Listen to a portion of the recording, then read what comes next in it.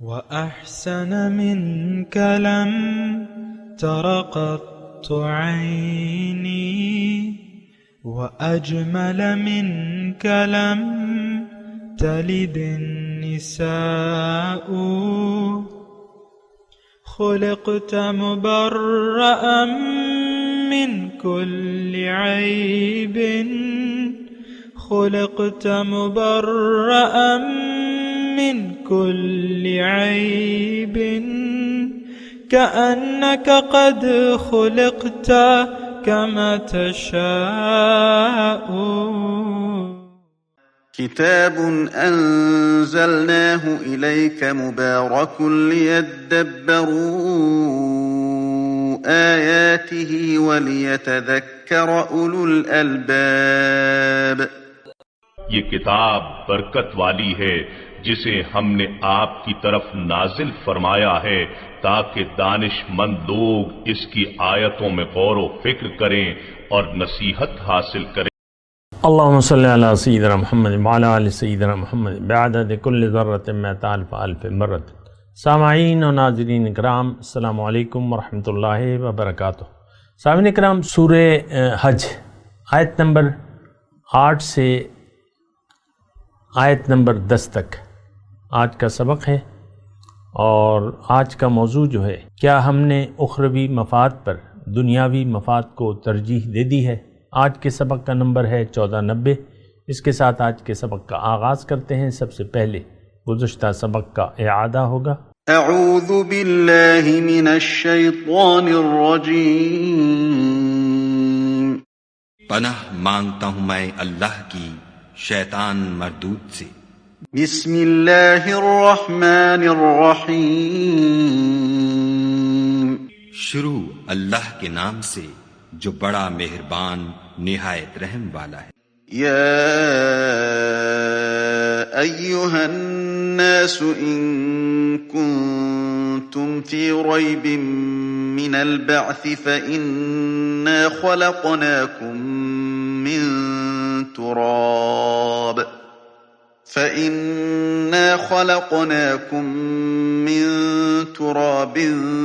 ثم من نطفة ثم من علقة ثم من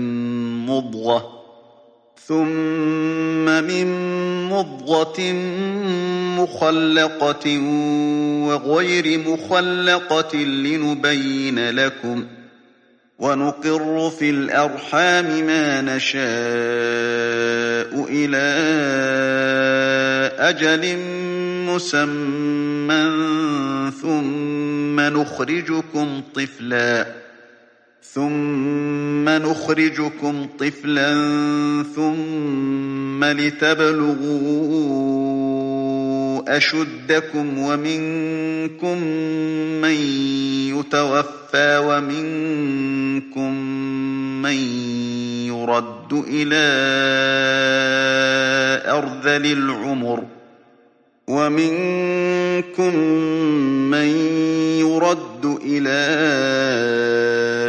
أرذل العمر لكي لا يعلم من بعد علم شيئا. وترى الأرض هامدة فإذا أنزلنا عليها الماء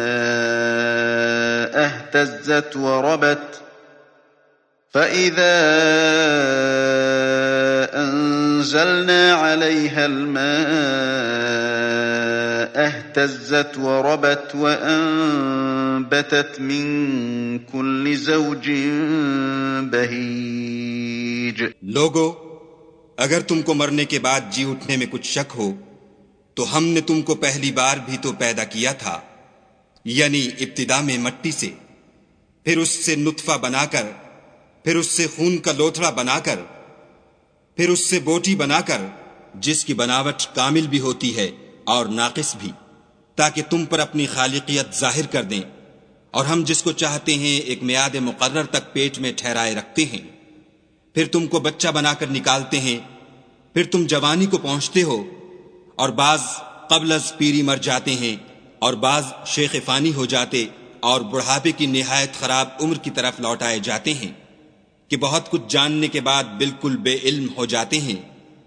اور اے دیکھنے والے، تو دیکھتا ہے کہ ایک وقت میں زمین خشک پڑی ہوتی ہے، پھر جب ہم اس پر مہ برساتے ہیں تو وہ شاداب ہو جاتی اور ابھرنے لگتی ہے اور طرح طرح کی بارونق چیزیں اگاتی ہے۔ ذلك بأن الله هو الحق وأنه يحيي الموتى وأنه على كل شيء قدير۔ ان قدرتوں سے ظاہر ہے کہ خدا ہی قادر مطلق ہے جو برحق ہے، اور یہ کہ وہ مردوں کو زندہ کر دیتا ہے، اور یہ کہ وہ ہر چیز پر قدرت رکھتا ہے۔ وَأَنَّ السَّاعَةَ آتِيَةٌ لَا رَيْبَ فِيهَا وَأَنَّ اللَّهَ يَبْعَثُ مَن فِي الْقُبُورِ، اور یہ کہ قیامت آنے والی ہے، اس میں کچھ شک نہیں، اور یہ کہ خدا سب لوگوں کو جو قبروں میں ہیں جلا اٹھائے گا۔ سامعین کرام، سورہ حج آیت نمبر 8، وَمِنَ النَّاسِ مَن يُجَادِلُ فِي اللَّهِ بِغَيْرِ عِلْمٍ، اور لوگوں میں سے بعض لوگ ایسے ہیں جو اللہ سے لڑتے ہیں بغیر کسی علم کے، بغیر کسی ہدایت کے، اور نہ روشنی بخشنے والی کتاب کے، روشن کتاب کے، ثانیہ عطفہ لیضل عن سبیل اللہ، خدا کے بارے میں جھگڑتے ہیں تاکہ لوگوں کو راہ اللہ سے بھٹکا دیں۔ اس کے لیے، ایسے لوگوں کے لیے دنیا میں بھی رسوائی ہے، وَنُذِيقُهُ يَوْمَ الْقِيَامَةِ عَذَابَ الْحَرِيقِ، اور قیامت کے روز اس کو ہم آگ کے عذاب مزہ چکھائیں گے۔ سامعین کرام، سورہ حج ہے، اور یہ آیت تقریباً دوبارہ آ رہی ہے۔ اس سے پہلے بھی وہ اللہ سے لڑائی جھگڑا، تو دیکھیں جھگڑا کیا ہے، اللہ کی صفات کے بارے میں جھگڑا ہے ہمارا۔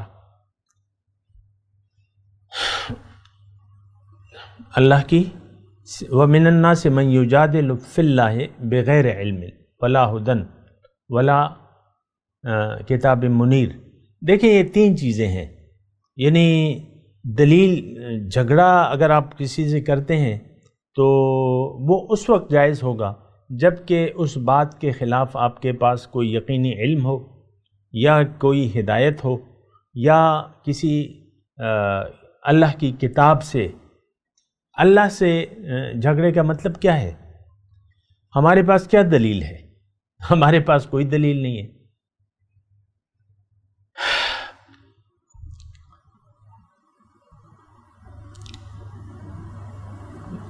یعنی ہمارے پاس تو دیکھیں کوئی دلیل نہیں ہے۔ اور یہ آیت کس کے بارے میں ہے آپ مجھے بتائیں؟ کافروں کے بارے میں ہے۔ وَمِنَ النَّاسِ، یہ وہی لوگ ہیں جن کو یعنی سورت کے آغاز سے اللہ تعالیٰ نے متنبہ کیا ہے، یا ایھا الناس اتقوا ربکم، اور وَتَرَى النَّاسَ سُکارا، وَمِنَ النَّاسِ، کافر کا تو نام ہی نہیں ہے۔ پھر یا ایھا الناس ان کنتم فی ریب من البعث، یہ سارے جو ہے ہم سے مخاطب ہے اللہ تعالیٰ۔ میں صرف یہ کہہ رہا ہوں کہ یہ آپ یہ نہ کہیں کہ یہ آیات جو ہیں کافروں کے لیے، یہ لوگوں کے لیے ہیں، عام لوگوں کے لیے ہیں، جو بھی ہے یا جن میں یہ صفات پائی جاتی ہیں تو ان کے لیے ہیں۔ اور وَمِنَ النَّاسِ، آج کی جو آیت ہے، لوگوں میں سے بعض ایسے ہیں جو اللہ سے جھگڑتے ہیں۔ یہ اس کے بارے میں نے پہلے بھی بات کی تھی، لیکن یہ ایک مضمون ذرا زیادہ تفصیل سے آ رہا ہے ان آیات میں۔ یعنی یہ ایک 8 نمبر آیت اسی کے بارے میں ہے، اور اس کے بعد 9 نمبر بھی اسی کے بارے میں ہے، اور 10 نمبر آیت بھی اسی تناظر میں ہے۔ یہ تینوں تین موتیوں کی ایک لڑی ہے جو ایک دوسرے سے ملے ہوئے ہیں، اور یہ وہی لوگ ہیں۔ یعنی یہ تینوں آیات جو ہیں ایک ہی شخص کے بارے میں ہے۔ دیکھیں اللہ سے بحث، یعنی چلیں یہ لڑائی کا لفظ تو ذرا سخت ہے، لیکن عملی طور پہ ہم مجادلہ کر رہے ہیں، بحث کر رہے ہیں اللہ تعالیٰ سے۔ بحث کی ہم آپس میں بحث کب کرتے ہیں کہ آپ کا دوسری کے رائے سے اختلاف ہو تو پھر بحث شروع ہو جاتی ہے. نچلے لیول سے میں آپ کو لے جا رہا ہوں نا. بحث کس وقت شروع ہوتی ہے؟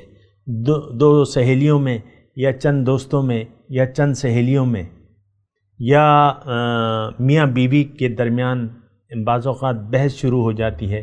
بیوی کہتی ہے کام ایسا ہے، شوہر کہتا ہے. جب آپ کا اختلاف ہو تو بحث شروع ہو جاتی ہے. آج ہم اپنے عمل سے اللہ سے بحث کر رہے ہیں کہ اے اللہ تعالیٰ، تو نے جو مقصود ہمارا متعین کیا ہے وہ تو ہمیں ٹھیک نہیں لگتا. ہمیں تو زیادہ ٹھیک یہ لگتا ہے کہ دیکھیں دنیا نظر آ رہی ہے، لذیذ ہے اور میٹھی ہے، اس کو ہم اختیار کر لیتے ہیں منزل کے طور پہ. تو ہماری سمجھ سے بالا تر ہے، یعنی تیری شان بہت اونچی ہے، وہ ہماری سمجھ میں نہیں آتی. تو لہٰذا ہم ایسا کرتے ہیں کہ دنیا ہی کو منزل بنا لیتے ہیں، دنیا ہی کے سامنے سجدہ ریز ہو جاتے ہیں. دیکھیں اصل میں تو سجدہ ہے، وہ سجدہ کرنا ہے. آپ نے، شیطان نے سجدہ نہیں کیا، یعنی اطاعت نہیں کی. سجدے کا مطلب کیا ہے؟ اطاعت. سجدے کا مطلب کیا ہے؟ جھک جانا، ماتھا ٹیک دینا. ہماری گردن میں تو سریا ہے، واضح بات ہے، کلیئر بات ہے. چھوٹے سے چھوٹا ہوگا. اب یعنی ہماری کیا حیثیت ہے اللہ کے مقابلے میں؟ لیکن ہماری گردن میں سریا ہے. وہ خاتون خانہ بیٹھی بھی ہے ایک گھر میں، 5 وقت کی نمازی ہے، قرآن بھی پڑھتی ہے، روزے بھی رکھتی ہے، صدقہ خیرات بھی کرتی ہے، شرعی پردہ بھی کرتی ہے، لیکن اس کی گردن میں سریا ہے. شوہر آ جاتا ہے تو وہ تو گزشتہ کسی بات پر خفا ہو گئی ہے. آج وہ شوہر کو نہ سلام کرے گی، نہ اس کو پانی پیش کرے گی، نہ کچھ کرے گی، کیونکہ اس کی گردن میں تو ابھی تک سریا ہے. یہ دیکھیں، آپ مجھے غلط نہ سمجھیں، یہ شوہر اور بیوی ایک ہی سکے کے 2 رخ ہیں. انسان، ہماری گردن میں سریا ہے، مرد ہو یا عورت. آپ یہ نہ سمجھیں کہ بس میں عورت کے پیچھے لگاؤں، نہیں، ہم سب ایک ہی سکے کے 2 رخ ہیں. ہم سب کی گردن میں سریا ہے. آپ دیکھ لینا، اللہ کے حکم کو ہم سنتے تو ہیں لیکن اس پر عمل کرنے کے لیے آج تیار نہیں ہے. قرآن پاک، کتاب ہدایت، اس کو ہم نے کتاب ناظرہ تلاوت بنا دیا ہے.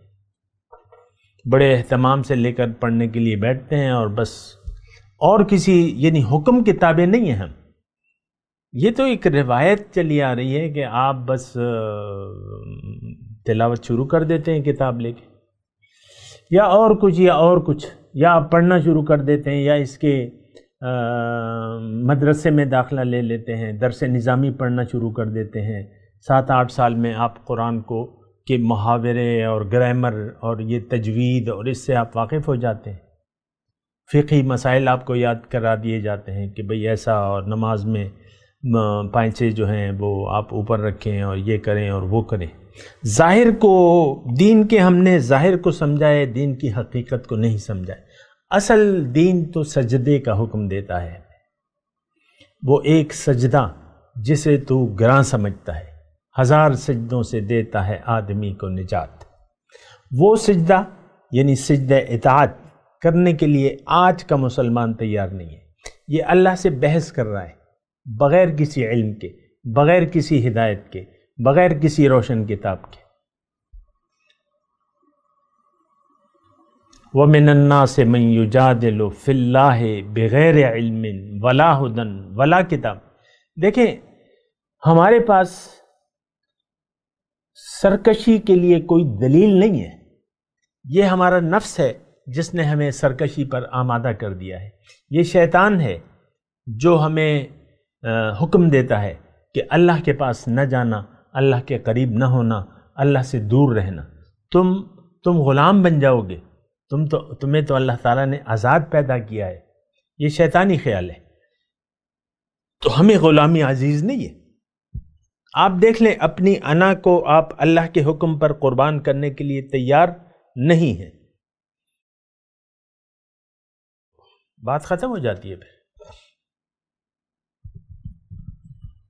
اپنی انا کو ہم اللہ کے حکم پر قربان کرنے کے لیے تیار نہیں ہوتے.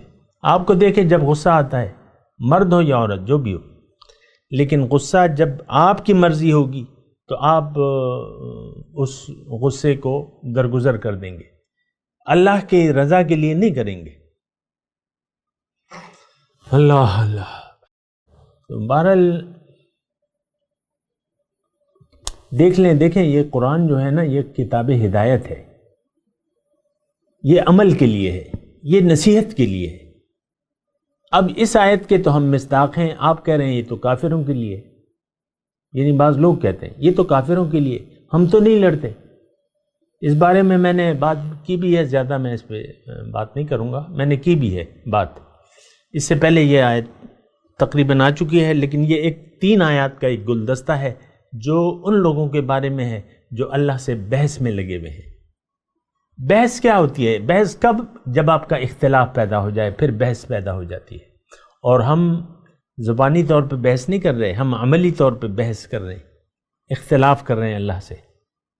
آج کا مسلمان بے مقصد زندگی گزار رہا ہے، فضول زندگی گزار رہا ہے اور شیطان سرکش کی پیروی کر رہا ہے. حقیقت یہ ہے. اب باقی باتیں تو آپ کی پھر وہ آ جاتی ہیں نا کہ ہاں نہیں ہے، ایسا نہیں ہے، ایسا نہیں ہے. وہ تو پھر آپ کی مرضی ہے، جو بھی آپ اس کو یعنی بہانے بنا لیں تو وہ ایک الگ مسئلہ ہے. ثانی عطفہ لیدل عن سبیلہ، اپنی گردن کو تکبر سے موڑے ہوئے تاکہ دوسروں کو بھی اللہ کی راہ سے بھٹکا دے. اب یہ ہے نا کہ دیکھیں ثانی عطفہ، اپنی گردن کو ہم نے تکبر سے موڑا ہوا ہے تاکہ خود بھی گمراہ ہو گئے اور دوسرے لوگوں کو بھی اللہ کے راستے سے بہکا رہے ہیں. لیدل عن سبیل اللہ. تو دیکھیں ہمارا آج عمل جو ہے وہ حق کے خلاف ہم زندگی گزار رہے ہیں، اللہ کو یعنی اللہ کے حکم کے خلاف زندگی گزار رہے ہیں. اللہ سے ہمارا کوئی تعلق اور رابطہ نہیں ہے، نہ ہم کرنا چاہتے ہیں. اللہ سے ہم نے نہیں پوچھا ہے کہ اللہ تعالیٰ تو نے ہمیں کیوں پیدا کیا ہے، میری زندگی کا مقصد کیا ہے. ہم نے خود اپنے لیے ایک منزل کا انتخاب کر لیا ہے اور وہ منزل ہے دنیا. میں تمام مسلمانوں کی بات کر رہا ہوں. اور پھر دنیا کے سامنے ہم سجدہ ریز ہیں. سجدہ اطاعت جو ہے وہ ہمارے مفادات کے تحت ہے، یعنی ہم اپنے مفادات کے سامنے جھکے ہوئے ہیں. تو بات تو ختم ہو گئی، آپ کی کہانیاں ختم ہو جاتی ہے. غیر کے آگے تو جھکا جب غیر کے آگے، نہ تن تیرا نہ من تیرا.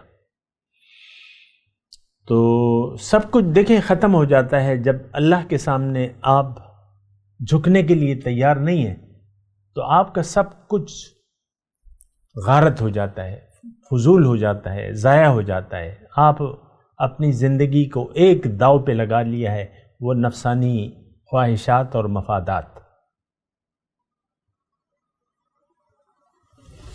بعض وہ ہوتے ہیں نا، مجھے تو زیادہ واقفیت نہیں ہے، یہ جو جوا کھیلتے ہیں تو یہ اکثر اپنی بیوی کو بھی ہار جاتے ہیں جوئے میں.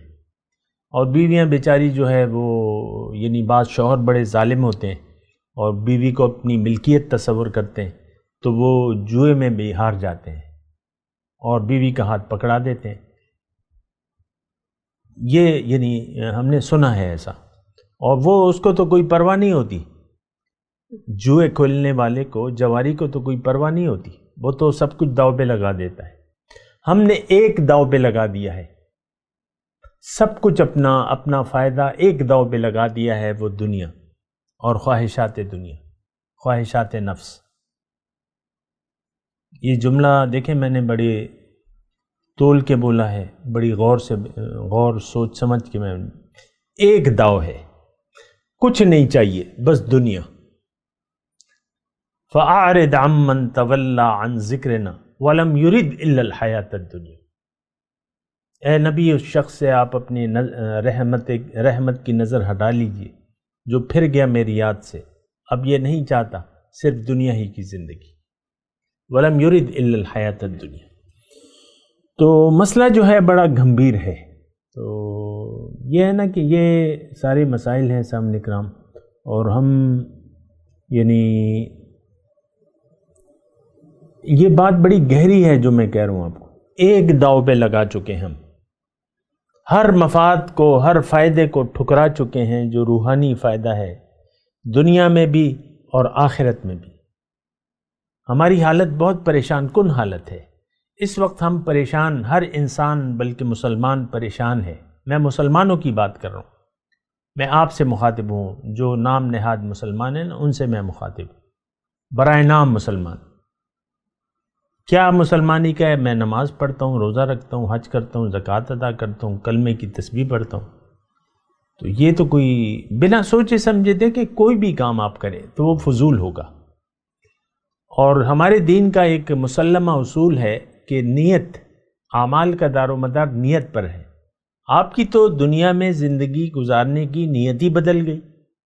آپ نے دنیا ہی کو مقصود بنا لیا، محبوب بنا لیا، دنیا ہی کا مفاد آپ کو مطلوب ہے. ثانیہ عطفہ لیضل عن سبیل اللہ لہو فی الدنیا خزی ونذیقہ یوم القیامت عذاب الحریق.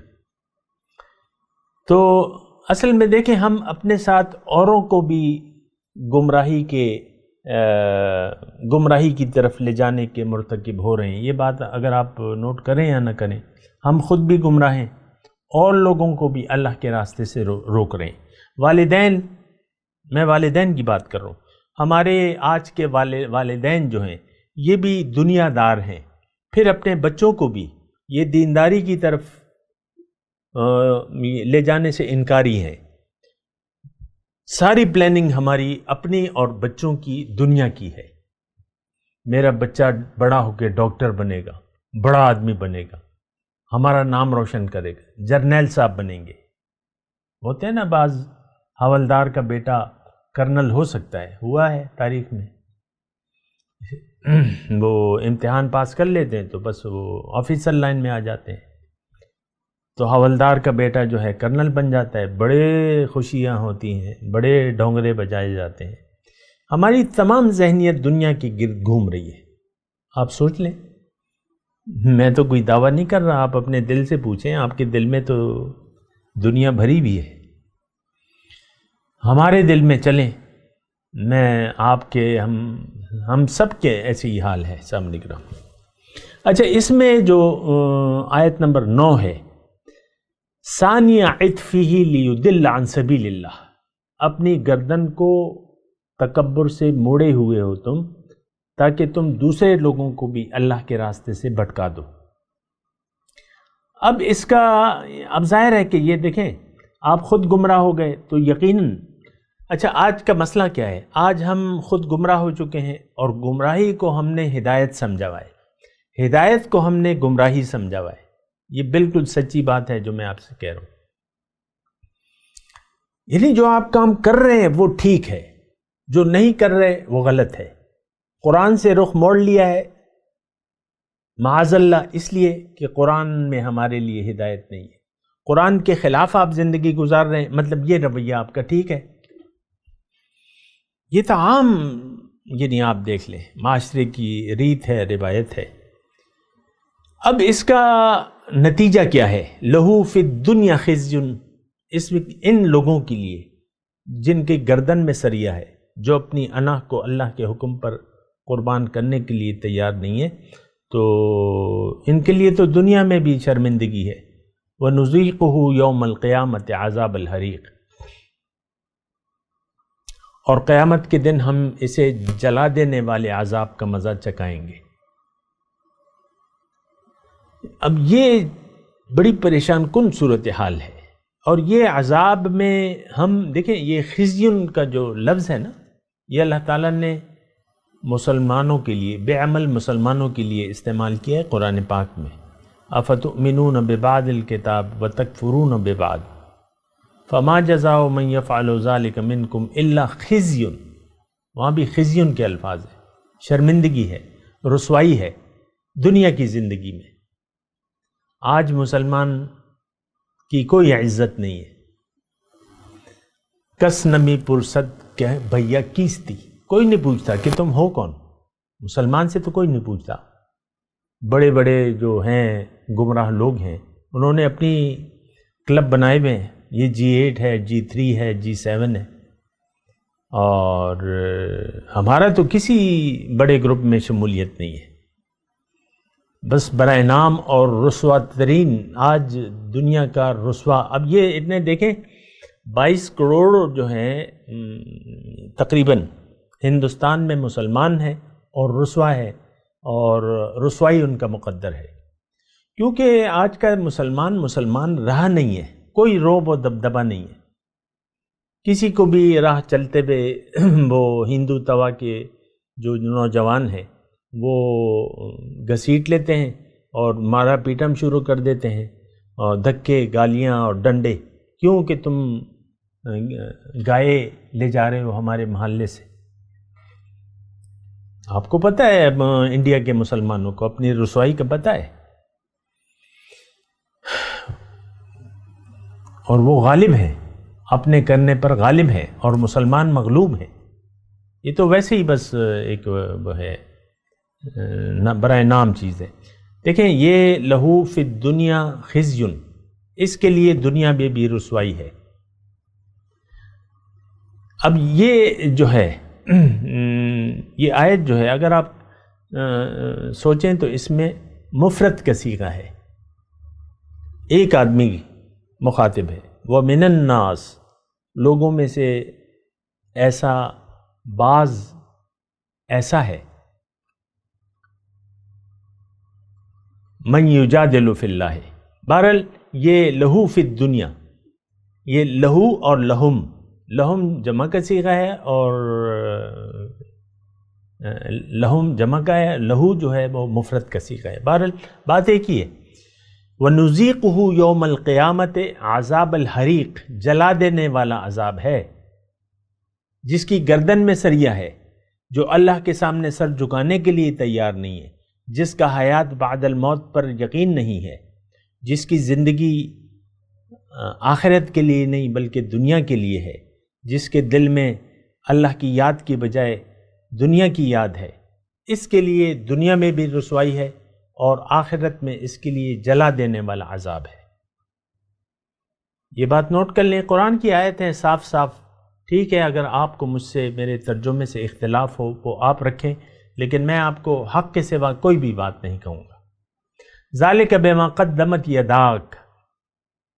اب قیامت کے دن جو وہ مذاق چکے گا تو وہ اللہ تعالیٰ کہے گا کہ یہ تمہارے اعمال ہیں جو تم کر چکے ہو. بما قدمت یداک, جو اپنے ہاتھوں سے. یہ دنیا کے مفادات کو سامعین اکرام یعنی مختصر طور پہ میں آپ کو کہوں کہ اللہ تعالیٰ لوگوں پر ظلم نہیں کر رہا تھا. ان اللہ لیس بظلام للعبید, اللہ بالکل ظلم نہیں کرتا. اللہ تعالیٰ نے فرمایا ہے قرآن میں ما یفعل اللہ بعذابکم ان شکرتم وآمنتم. کیا ہوا اللہ کو کہ تمہیں عذاب دے اگر تم اس کے نعمتوں کا شکریہ ادا کرو اور اس پر ایمان لے آؤ.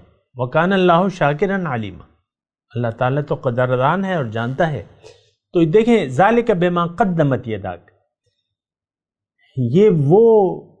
یہ عذاب جو ہے یہ وہ ہے جو آپ اپنے ہاتھوں سے آگے بھجوا چکے ہو. میں آپ کو بتاتا رہتا ہوں, مختصر طور پہ پھر بھی بتا دیتا ہوں کہ دنیا میں آپ جو بھی کر رہے ہیں, جو اعمال بھی, جو رویہ آپ نے اختیار کر رکھا ہے, یا تو اس کے بدلے آپ کے لیے جنت ہے یا اس کے بدلے آپ کے لیے دوزخ ہے. اور عام اجتماعی طور پہ ہم نے جو رویہ اختیار کر رکھا ہے اس کے بدلے ہمارے لیے جلا دینے والا عذاب ہے. آج کے مسلمان کا مقصود, محبوب اور مطلوب اللہ نہیں بلکہ دنیاوی مفادات ہے. آج ہم اللہ کے لیے نہیں جی رہے, آج ہم ظاہر کے لیے جی رہے ہیں. آج ہم آخرت کو ترجیح دے کے زندگی نہیں گزار رہے, دنیا کو اخروی مفادات پر ہم نے ترجیح دے دی ہے. ہم اللہ کی توحید کے قائل ہی نہیں ہیں. شرک الگ بات ہے, شرک کو ذرا چھوٹا درجہ ہے. ہم تو اللہ کو الہ مانتے ہی نہیں ہیں. مشرک جو ہے وہ برابر کرتا ہے. ہم نے تو اللہ کو بطور الہ بھلا ہی دیا ہے. ہم تو ٹوٹلی اپنی نفسانی خواہشات کی بنا زندگی گزار رہے ہیں. تو بہرحال دیکھیں، آپ سوچیں اس بات پہ. میں تلاوت کرتا ہوں، میرے ساتھ دہرائیے. اعوذ باللہ من الشیطان الرجیم، بسم اللہ الرحمن الرحیم. وَمِنَ النَّاسِ مَن يُجَادِلُ فِي اللَّهِ بِغَيْرِ عِلْمٍ وَلَا هُدًى وَلَا كِتَابٍ مُنِيرٍ. ثَانِيَ عِطْفِهِ لِيُضِلَّ عَن سَبِيلِ اللَّهِ لَهُ فِي الدُّنْيَا خِزْيٌ وَنُذِيقُهُ يَوْمَ الْقِيَامَةِ عَذَابَ الْحَرِيقِ. ذَلِكَ بِمَا قَدَّمَتْ يَدَاكَ وَأَنَّ اللَّهَ لَيْسَ بِظَلَّامٍ لِلْعَبِيدِ. اب ان آیت کی تلاوت اور ترجمہ. اعوذ باللہ من الشیطان الرجیم. پناہ مانگتا ہوں میں اللہ کی شیطان مردود سے. بسم اللہ الرحمن الرحیم. شروع اللہ کے نام سے جو بڑا مہربان نہایت رحم والا ہے. وَمِنَ النَّاسِ مَن يُجَادِلُ فِي اللَّهِ بِغَيْرِ عِلْمٍ وَلَا هُدًى وَلَا كِتَابٍ مُنِيرٍ. اور لوگوں میں کوئی ایسا بھی ہے جو خدا کی شان میں بغیر علم و دانش کے اور بغیر ہدایت کے اور بغیر کتاب روشن کے جھگڑتا ہے. ثَانِيَ عِطْفِهِ لِيُضِلَّ عَن سَبِيلِ اللَّهِ لَهُ فِي الدُّنْيَا خِزْيٌ وَنُذِيقُهُ يَوْمَ الْقِيَامَةِ عَذَابَ الْحَرِيقِ. اور تکبر سے گردن موڑ لیتا ہے تاکہ لوگوں کو خدا کے رستے سے گمراہ کر دے. اس کے لیے دنیا میں ذلت ہے اور قیامت کے دن ہم اسے عذاب آتش سوزاں کا مزہ چکھائیں گے. ذَلِكَ بِمَا قَدَّمَتْ يَدَاكَ وَأَنَّ اللَّهَ لَيْسَ بِظَلَّامٍ لِلْعَبِيدِ. اے سرکش، یہ اس کفر کی سزا ہے جو تیرے ہاتھوں نے آگے بھیجا ہے، اور خدا اپنے بندوں پر ظلم کرنے والا نہیں. اس کے ساتھ ہی آج کے درس کا وقت اختتام کو پہنچا. اگلے درس میں انشاءاللہ ملاقات ہوگی. وآخر دعوانا ان الحمد للہ رب العالمین.